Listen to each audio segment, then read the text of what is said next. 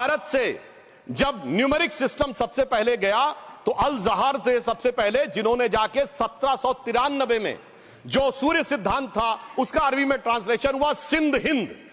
और हम बता रहे हैं हम किस तरह के मुस्लिम को साथ रखते हैं। डॉक्टर कलाम से बड़ा आलिम इस्लाम में साइंसदान नहीं हुआ, और आरिफ मोहम्मद खान साहब जो बिहार के गवर्नर हैं उनसे बड़ा आलिम फाजिल मुसलमान आज सियासी जमात में तो नहीं होगा, यह मैं दावे के साथ कह सकता हूं। मगर मैं बताना चाहता हूं सर, उसके बाद उन्होंने एक किताब लिखी, एक सर 10th सेंचुरी के मुस्लिम राइटर थे जिन्होंने किताब लिखी, उसका नाम था the compendious book of balancing and completion according to Hindu calculation, जिसको शॉर्ट में अल जब्र कहा गया और वहां से अलजबरा निकला। और सर उसके बाद अल ख्वारिज्म आया।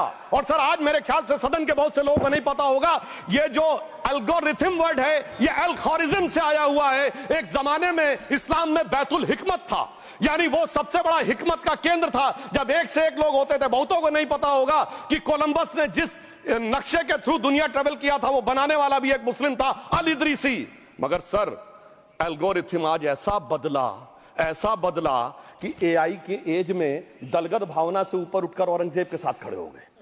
सर ये एल्गोरिथम किसने बदल दिया, ये मैं बताना चाहता हूं। इस पे थोड़ा सोचने की जरूरत है। इसलिए मैं कहता हूं मुस्लिम पॉलिटिक्स की सोच क्या थी, हमने किन मुसलमानों का साथ दिया है, मैं बताना चाहता हूं सर। वीर अब्दुल हमीद की शहादत की 50वीं वर्षगांठ 2015 में हुई।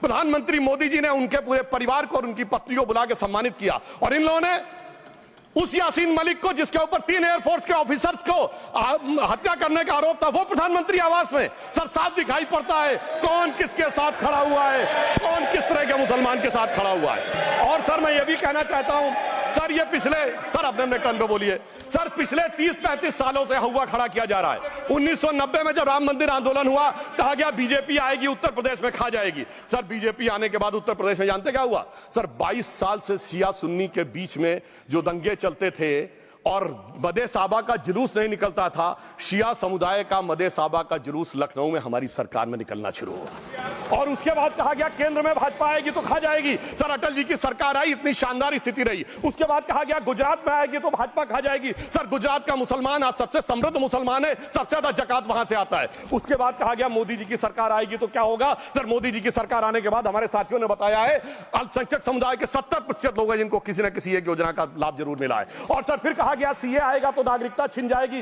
सर उसके बाद भी आपने सब देखा, और सर हम बचपन में सुनते थे कि राम मंदिर बनने लगेगा तो मिडिल ईस्ट के देश पेट्रोल देना बंद कर देंगे। सर राम मंदिर भी बन रहा है, और भारत मिडिल ईस्ट कॉरिडोर भी बन रहा है, और अबू धाबी में भी मंदिर बन रहा है, और 4 मुस्लिम देशों ने सर्वोच्च नागरिक सम्मान मोदी जी को दिया हुआ है। इसलिए मैं कहना चाहता हूं सर,